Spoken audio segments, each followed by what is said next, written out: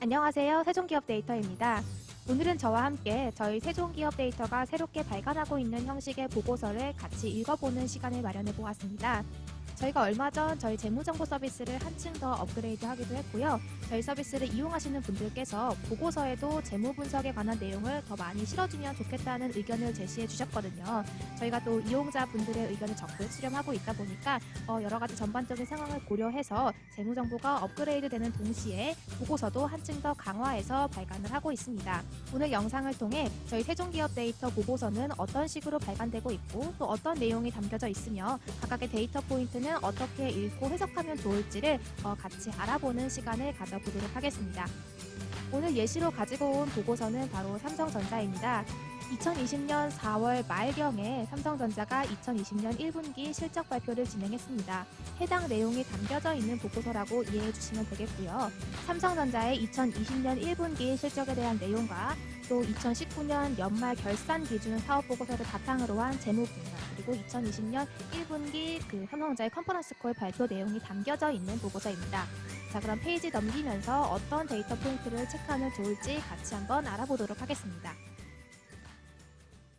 화면을 조금 확대해 볼까요? 자, 첫 번째 페이지에는 회사의 개요와 주주 현황 및 회사의 자산과 부채 손익에 관한 간단한 데이터 포인트가 잘 정리되어 있습니다.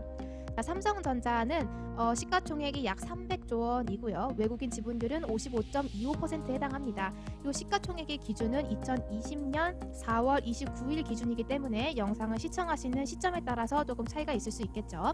주주 현황은 이건희 등이 최대 주주로서 지분율 21.21%를 보유하고 있고 국민연금공단과 블랙락 펀드 등이 주요 주주로서 들어와 있는 상황입니다. 분기별 손익 내용을 한번 보겠습니다. 2017년부터 2018년까지는 매출액 기준으로 분기당 약 61조 원대, 60조 원 이상대를 유지하다가 2019년도부터는 조금 내려온 모습입니다. 영업이익률 역시 2017년부터 2018년까지는 상당히 높은 수준을 유지하다가 2019년 들어서는 쭉 내려왔고요. 2020년도 10%로 아직까지는 의미 있는 반등은 하지 못한 모습을 나타내고 있네요. 자, 삼성전자의 자산과 부채, 재무 상태에 대해서도 한번 보겠습니다. 이 재무 상태는 2019년 연말 결산 기준입니다. 2019년 말 기준 이 회사는 유동자산 181.3853억 원, 유동부채 63조 7828억 원을 보유하고 있네요. 유동자산 안에는 현금 및 현금성 자산이 약 26조, 단기 금융상품이 약 76조, 매출 채권은 39조, 재고 26조, 기타 유동자산 12조를 보유하고 있습니다. 현금 및 현금성 자산과 단기 금융상품은 모두 합쳐서 우리가 현금성 자산이다라고 좀 이렇게 묶어서 생각을 해볼 수가 있겠고요. 매출 채권과 기타 채권 등 이제 들어올 돈이 의미하겠죠. 들어올 돈은 약 39조, 재고는 26조, 기타 유동성 자산은 12조 정도 보유하고 있습니다. 자산이 있으면 부채도 있겠죠. 부채는 단기 차입금이 15조 원, 메인 채무 및 기타 채무, 삼성전자가 지불해야 할 채무가 되겠죠. 지불해야 할 채무가 40조 원 정도 보유하고 있고요. 기타 유동부채는 약 7조 원 정도 보유하고 있습니다. 자, 이 회사의 유동 비율을 살펴보겠습니다. 유동 비율은 유동 자산을 유동 부채로 나눈 값인데요. 일반적으로 200% 이상이면은 이상적이다라고 우리가 평가를 하고 있습니다. 자산이 2 그리고 부채가 1일 때 그 비율이 200%가 되겠는데요. 그만큼 유동성이 높을수록 회사가 좀 더 안정적이고 유동성 문제에 처할 리스크가 낮겠죠. 자, 이 회사는 유동 비율이 284.38%로 상당히 좋은 편입니다. 부채 비율은 34.12%인데요. 부채 비율 역시 제조업 같은 경우는 200%까지도 안정적이다, 괜찮다라고 평가를 할 수 있기 때문에 부채 비율이 100% 미만인 경우, 특히 34%라고 한다면 재무적인 안정성이 상당히 높다고 볼 수가 있겠습니다. 현금 회전 주기는 39.261인데요. 현금 회전 주기 역시 90일 미만이면 큰 문제가 없다고 우리가 판단할 수가 있겠습니다. 자, 비유동 자산 항목으로 넘어가 보겠습니다. 이 회사는 비유동 자산이 171조 원 보유하고 있고 비유동 자산의 대부분은 유형 자산으로 구성되어 있습니다. 유형 자산은 회사가 갖고 있는 건물이나 기계 장치 등이 되겠죠. 아무래도 제조업 기반의 회사이다 보니까 비유동 자산 안에서 유형 자산의 비중이 가장 높은 걸로 확인이 됩니다. 그 밖에 무형 자산, 투자 자산, 기타 자산 등으로 구성되어 있습니다. 무형 자산 안에는 여러 가지 영업권이라든지 개발해 놓은 자산들이 포함될 수 있겠습니다. 비유동 부채로 넘어가 보겠습니다. 자, 비유동 부채는 장기 차입금, 장기 사채, 각종 부채 등으로 구성되어 있고요. 비유동 부채는 25조 원 정도 보유하고 있고 가장 많은 부채로서는 이연 법인세 부채가 약 17조 원 정도 가지고 있네요. 자, 비유동 비율은 65%이고 총 차입금은 18조 4,120억 원이고 차입금 의존도는 5.22%입니다. 순현금, 자, 총 차입금 전체 이 현금성 자산과 차입금을 가감한 순현금은 84조 7,260억 원. 회사가 크다 보니까 제가 숫자를 읽을 때도 조금 말이 꼬이는데 순현금은 84조 원 정도 보유하고 있고 투자 자산을 포함한 순현금은 약 100조 원. 네, 굉장히 안정성이 높은 회사라고 할 수 있죠. 시가총액이 약 300조 원인데 투자 자산을 포함하고 있는 순현금이 시가총액의 3분의 1에 해당합니다. 굉장히 안정성이 높은 회사이고 또 한편으로는 상당히 저평가되어 있다고도 볼 수가 있겠습니다. 자, 그 아래 자본금과 이익잉여금, 자본금 8,975억 원, 이익잉여금 회사가 돈을 벌었으면은 이제 그 돈을 배당으로 밖으로 뺄 수도 있고 여러 가지 투자를 할 수도 있을 텐데 회사의 유보한 금액이 이익잉여금이라고 할 수 있겠죠. 이익잉여금은 254조 5,829억 원이나 보유하고 있습니다. 자, 그 밑에 손익계산서, 손익현황으로 넘어가 보겠습니다. 자, 2016년부터 2019년까지 4개년치가 정리되어 있네요. 자, 매출액은 2016년에는 200조 원이었다가 2018년까지 꾸준히 증가했고 2019년에는 소폭 하락하는 모습을 보였고요. 매출액은 2019년 기준 전년 대비 5.48% 하락했고 2016년부터 2019년까지 연평균 성장률, CAGR은 연평균 성장률이죠. 연평균 성장률은 4.51%였습니다. 자, 매출 원가를 볼까요? 매출 원가 같은 경우는 요 YOY 퍼센트를 좀 봐주시면 될 것 같습니다. 매출액은 전년 대비 5% 감소했으나 매출 원가는 11% 증가했습니다. 따라서 매출 총이익은 감소했는데요. 판매비와 관리비는 되려 증가했습니다. 그러다 보니까 영업이익은 매출액보다 훨씬 크게 하락한 전년 대비 52.84% 하락한 27조 원을 기록했습니다. 2018년에 58조 원, 거의 59조 원에 가까운 이익을 달성을 했는데 2019년에는 영업 상황에 녹록지 않았던 것으로 보입니다. 당기 순이익은 2018년에 44조 원을 기록했지만 2019년에는 다시 거의 3년 정도 그 이전 수준으로 돌아간 21.7조 원을 기록하는 데 그쳤습니다. 2018년까지 쭉 올라가는 모습을 보였는데 2019년 들어서 회사는 실적이 좀 하락하는 모습을 나타내고 있습니다. 자, 밑에는 비율인데요. 매출 원가율, 판관비율, 영업이익률, 당기 순이익률이 잘 계산되어 있습니다. 원가율은 2016년부터 2019년까지를 보면은 59%였다가 64%로 올라가는 모습을 보였습니다. 전년 대비로 약 10%포인트 증가를 했고 평균적으로는 4년 평균 58%에 해당하는 그런 원가율을 나타냈고요. 판관 비율 같은 경우는 20% 중반대를 유지하고 있습니다. 2019년은 2018년 대비해서는 약 2.5%포인트 증가했습니다. 영업이익률은 2017년과 18년에는 20% 이상의 높은 수익성을 보였는데 2019년에는 다소 하락한 12.05%, 전년 동기 대비 12.1%포인트 감소를 했습니다. 평균적으로는 18.27%를 내고 있었네요. 4년 동안. 자, 그러면 평균 4년 평균 18%의 영업이익률 달성했다면은 이 정도 수치를 우리가 좀 기준으로 잡아볼 수도 있겠죠. 물론 그때그때 시황에 따라 상황을 봐야겠지만 4년 평균 18%의 어떤 수익성을 달성하던 기업이었으면은 앞으로 이 수치가 올라갈지 내려갈지를 봄에 있어서도 하나의 기준점으로 우리가 잡고 갈 수도 있을 것 같습니다. 자, 순이익률은 11%, 17% 마찬가지로 영업이익률과 마찬가지로 17년과 18년도에 좋았다가 2019년에는 하락하는 모습을 나타냈습니다. 다음 페이지로 넘어가 보겠습니다. 자, 다음 페이지에서는 우리가 앞선 페이지에서 봤던 그런 수치들을 기반으로 한 분석표가 실려져 있습니다. 가장 첫 번째 파이낸스 키 데이터 체크라고 쓰여 있는데요. 이 부분은 저희 세종기업 데이터가 안정적인 그런 기업 활동을 위해 체크해야 할 그런 포인트를 직접 작성한 것이고요. 요 그 포인트들에 해당하는지 아닌지를 true or false로 표시를 하고 있습니다. 그 아래는 이제 레전드 인베스터 체크리스트라고 해서 우리가 주식을 공부하시는 분들이라면은 한 번쯤 들어보셨을 법한 벤자민 그레이엄, 워렌 버핏, 피터 린치 전설적 대가들은 어떤 기업들을 좋은 기업이라고 평가를 하고 있는지 그들이 말하고 있는 그런 좋은 기업들의 평가 항목에 이 회사가 부합하는지 아닌지를 true or false로 이제 기록을 하고 있습니다. 또 그 아래는 overall score라고 해가지고 이 전체 표를 기준으로 저희가 등급을 매겼습니다. 등급 산출 기준은 아래 적혀 있는데요. 일단 표를 확대해서 하나씩 확인을 하면서 이 밑에 전체 등급도 확인해 보도록 해보겠습니다. 자, 파이낸스 키 데이터 체크리스트 먼저 보겠습니다. 이 총 차입금의 3배보다는 매출액이 커야 안정적인 운영이 가능하다. 라는 게 저희들의 포인트였고요. 같은 맥락으로 차입금 의존도가 30% 미만이면 우량한 기업, 이익잉여금이 결손 상태가 아니면 좋겠고 부채 비율은 200% 미만이면 좋겠다라고 판단을 하고 있습니다. 이 체크리스트는 여러분들께서 다른 저희 세종기업 데이터 보고서뿐만 아니라 다른 기업을 보실 때도 같이 이렇게 좀 적용을 하시면 좋을 것 같아요.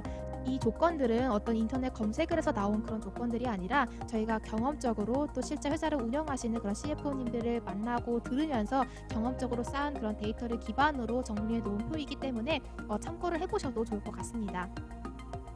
매출 채권 회수 기간이 90일 이하이고 매입 채무의 2배보다는 매출 채권이 크면 좋겠다라는 게 저희 쪽의 의견입니다. 재고 자산의 4배보다는 매출액이 많을 때 재고의 문제가 낮을 거라고 판단을 했고요. 3년 연속 영업활동 현금 흐름이 양수면은 좋은 기업이겠죠. 4분기 연속 매출이 증가한다거나 영업이익률이 5% 이상이다거나 최근 5년간 흑자 구조를 유지했거나 부채 총계가 연간 영업이익의 5배보다는 작아야 좋은 기업, 안정적으로 기업을 운영할 수 있는 그런 요건이 된다라고 판단을 했습니다. 그 아래는 이제 주주로서 과연 이 회사는 주주 친화적인 정책을 펼치고 있는가를 체크해 볼 수 있는 리스트인데요. 반드시 모두가 다 체크돼야 할 필요는 없고 과연 이 회사는 그런 여러 가지 주주 친화적인 정책에서 어느 정도 충족을 하고 있는가를 살펴보시면 되겠습니다. 자본 남식이 아니어야 하고 최근 3년간 안정적인 배당을 실시했다면은 투자자 입장에서는 그래도 안정적인 투자의 어떤 기반은 마련이 됐겠죠. 그 외에는 3년 평균 매출의 성장률이 5% 이상이다거나 영업이익 및 당기 순이익이 흑자 기조를 유지하고 있고 또 최근 4분기 연속 매출액이 증가하고 있다거나 영업이익률이 직전 평균 영업이익률보다 개선된다면은 수익성이 좋아지는 기업이겠죠. 또 향후 1, 2년 동안 매출 및 이익 성장이 가능하다는 점도 필요하겠습니다. 이런 체크리스트들은 꼭 이 안에 저희가 true or false라고 표시해 둔 거에 해당하거나 안 하거나를 보실 때도 유용하지만 다른 기업을 공부하실 때도 같이 고민해 보시면 좋을 포인트입니다. 그 아래는 여러분들이 가장 궁금해하실 수도 있어요. 과연 전설적인 투자자들은 어떤 관점으로 기업을 봤고 또 보고 있는 이 회사, 이 리포트에 해당하는 회사는 전설적인 투자자들이라면 좋다고 말했을까 혹은 별로라라고 말했을까를 한번 체크해 볼 수 있을 것 같은데 벤자민 그레이엄, 워렌 버핏, 피터 린치입니다. 세 분 모두 상당히 보수적인 관점에서 접근을 하고 계시는데요. 제가 말씀드린 보수적이라는 의미는 굉장히 좀 타이트한 요건을 갖고 계시다는 것을 또 의미합니다. 벤자민 그레이엄부터 보겠습니다. 벤자민 그레이엄은 유동자산이 유동부채보다 2배 이상일 때 제가 앞서도 말씀드렸던 유동비율 200% 이상의 기업을 좋은 기업이라고 봤고요. 순 유동자산이 장기 차입금보다 크고 최근 10년간 EPS 성장률이 30% 이상이어야 하고 또 최근 5년간 적자를 기록하지 않았으며 PER 15배 미만, PER 곱하기 PBR이 22배 미만이어야 한다. 저평가되어 있는 기준을 이렇게 잡은 것 같습니다. 또 배당을 꾸준히 실시하면 좋을 거고 중소형주보다는 매출 4천억 원 이상의 대형주를 선호하고 있다고 하는데요. 삼성전자 같은 경우는 벤자민 그레이엄이 봤을 때는 모든 것들이 충족하는 투자에 있어서는 굉장히 매력적인 종목일 거라고 우리가 볼 수가 있겠습니다. 자, 워렌 버핏은 어떨까요? 워렌 버핏도 마찬가지로 상당히 좀 꾸준히 성장하는 그런 기업들을 좋게 보고 있는데요. 지난 10년간 강력한 EPS 상승 기조를 나타냈고 10년 평균 ROE가 15% 이상 성장도 하지만 수익성도 챙겨야겠죠. 또 유보 이익을 잘 활용하며 부채 규모는 연간 순이익의 5배 이하여야 한다. 워렌 버핏의 기준으로 삼성전자를 봤을 때는 절반 정도의 그런 매력이 있는 것 같습니다. 피터 린치로 넘어가 보겠습니다. 자, 피터 린치 역시 전설적 투자자죠. 피터 린치는 최근 3년 연속 EPS 성장률이 20% 이상이어야 하고 최근 분기 EPS가 전년 동기 대비 20% 이상 증가했으며 PEGR이 1 이하, 0.5 이하면 매력도가 좋다. 자, PEGR이 1 이하라고 한다면은 그 물가 상승률을 감안한 성장률 대비해서도 현재 회사의 밸류에이션이 낮다라는 것을 의미합니다. 부채 비율이 80% 미만이어야 그 재무적 위험도가 높지 않겠죠. 자, 피터 린치가 보는 이 회사도 역시 절반입니다. 절반 정도의 매력이 있다고 피터 린치와 워렌 버핏은 판단할 수가 있겠네요. 자, 그렇다면 저희 세종기업 데이터와 전설적 투자자들 그리고 주주 친화적인 관점에서 바라보는 이 회사의 투자 등급은 어떠한지 보겠습니다. 자, 저희가 F부터 S 등급까지 등급표를 구분해왔습니다. 자, 등급 산출 기준은 이 전체 트루의 개수가 31개 이상 35개 이하까지라면 S, 진짜 초우량 회사라는 것을 의미하고요. A 등급은 26개에서 30개, B 등급은 21에서 25개, C는 16에서 20개, D는 6에서 15개고 1에서 5개밖에 없으면 F 등급이라고 할 수 있겠습니다. F 등급이라면은 우리가 글쎄요, 이런 기본적 관점이나 재무적 관점에서 접근을 하기보다는 좀 더 수급이나 어떤 모멘텀 테마 관점을 접근하는 게 더 유효할 거라고 저는 판단을 합니다. 사실 이 등급이 굉장히 타이트한 등급이어서 삼성전자도 B 등급이 나왔는데 트루게스가 25개예요.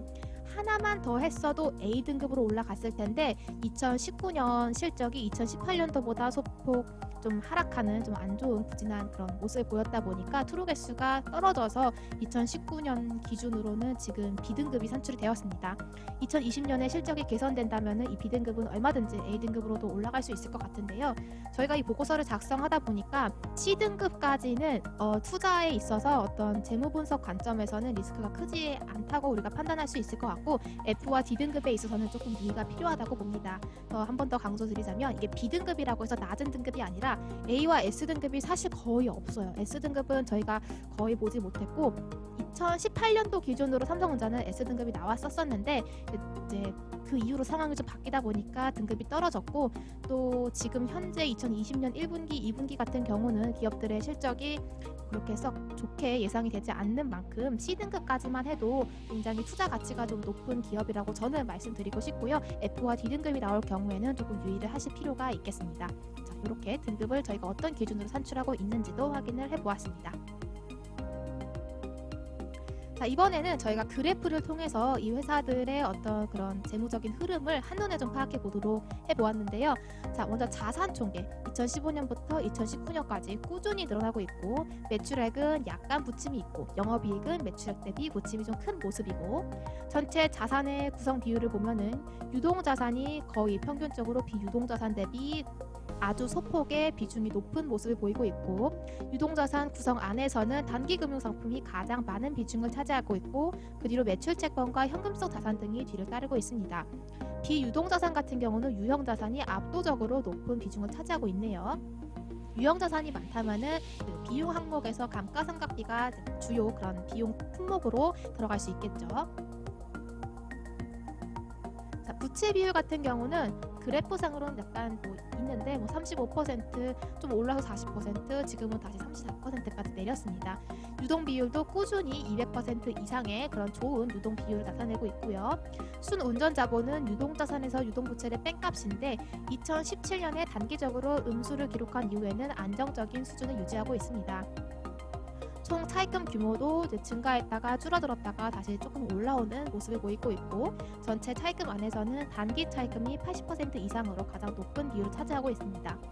현금 회전 주기는 40일 미만에서 계속 움직이고 있는데요. 여전히 안정적이긴 하지만 현금 회전 주기는 사실 빠르면 좋죠. 숫자가 낮아질수록 좋은데 눈길이 가야 하는 그런 수준은 아닌 것 같습니다. 상당히 안정적으로 현금이 잘 돌고 있는 모습입니다. 현금이 안 돌면 문제겠죠. 여기서 이제 현금이 안 돌아서 현금 회전 주기가 올라가는 추세다거나 이 수치 자체가 많이 높다, 90일 이후 세 자릿수다 이러면은 회사가 장사를 하지만 돈이 잘 안 들어오네. 이게 큰 리스크 포인트가 될 수 있다라고 이제 알고 가시면 되겠죠.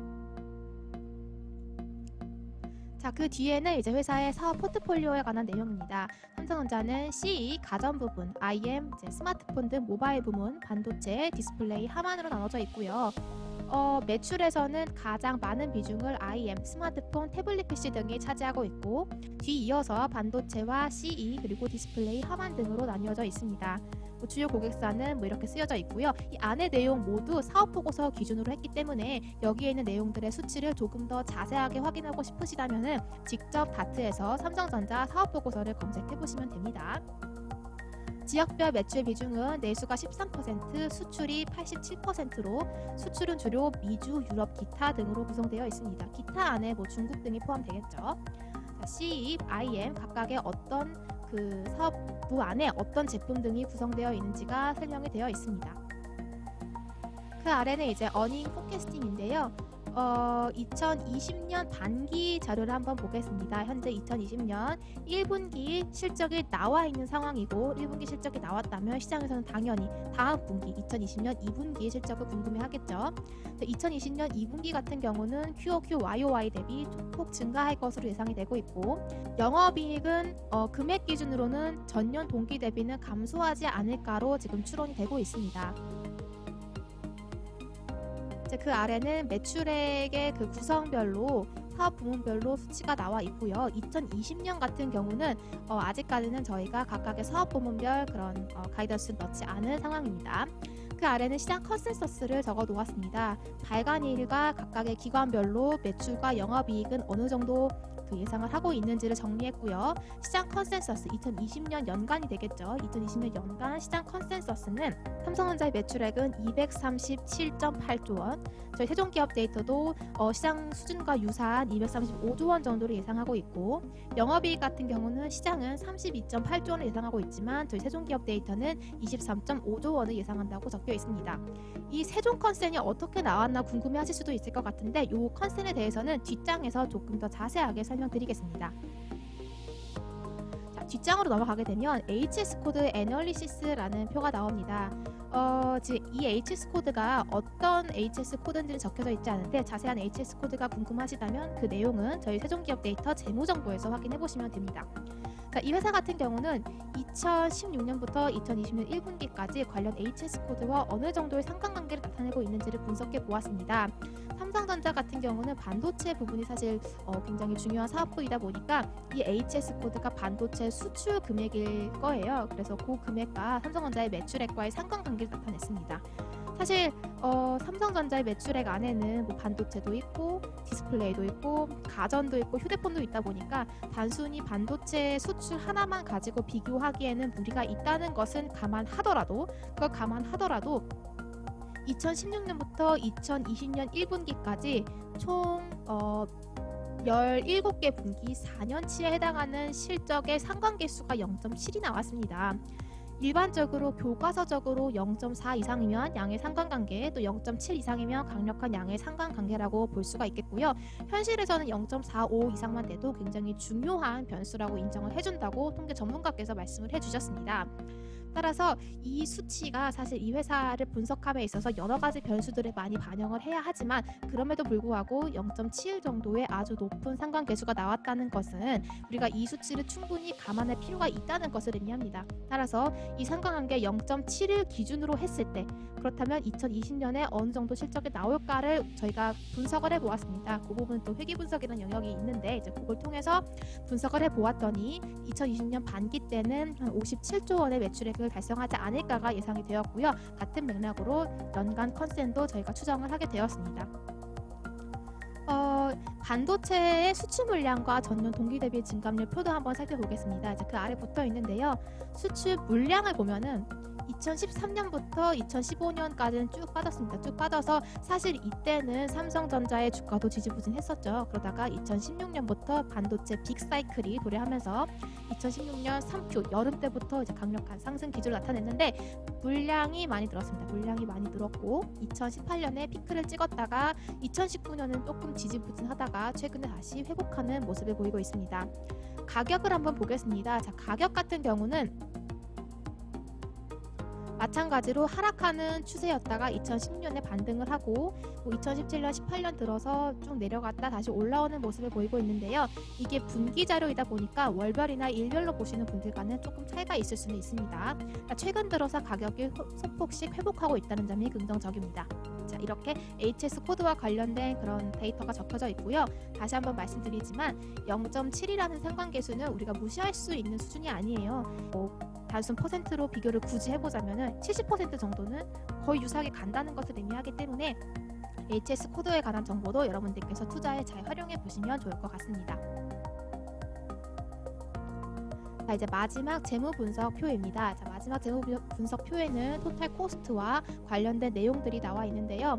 전체 이제 비용을 보면은 2019년에 2018년 대비 원재료는 늘었고 감가상각비도 늘었지만 인건비와 판매 촉진비는 감소했습니다. 외주 용역비는 증가했고 기타도 증가했네요.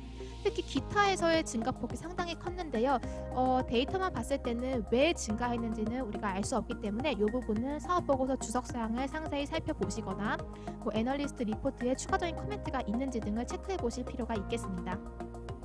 전체 비중으로 봤을 때는 전체 비용에서 원재료가 가장 큰 비중을 차지하고 있고 뒤이어서 감가상각비, 인건비 등이 이제 따르고 있고 기타 부분도 상당히 높은 비중을 차지하고 있습니다. 판매비와 관리비 안에서는 판매 촉진비, 인건비, 지급 수수료 등이 있는데요. 2018년 대비 2019년에 판매 촉진비, 인건비, 지급 수수료는 감소했지만 광고 선전비와 서비스비는 증가했고 운반비는 감소했고 기타는 증가했습니다.